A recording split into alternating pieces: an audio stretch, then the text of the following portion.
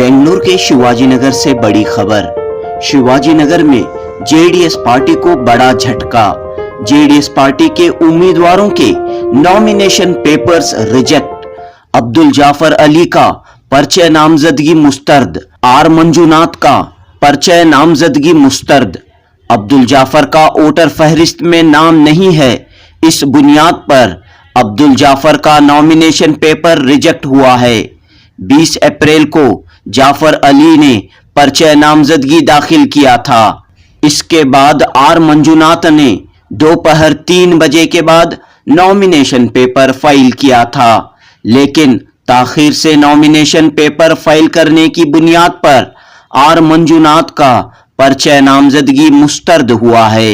इस तरह जेडीएस के दोनों उम्मीदवार आर मंजूनाथ और अब्दुल जाफर अली के पर्चे नामजदगियां मुस्तरद हुई हैं। शिवाजीनगर के आरओ बसवराज सोमन्नवर ने ये जानकारी दी है।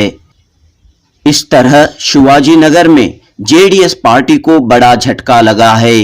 इस तरह शिवाजीनगर में कांग्रेस और बीजेपी के लिए अच्छी खबर है। खास तौर पर कांग्रेस के उम्मीदवार रिजवान अरशद के लिए अच्छी खबर है। अब शिवाजीनगर में रास्त मुकाबिला कांग्रेस और बीजेपी के दरमियान होगा। जनूबी न्यूज़ की रिपोर्ट।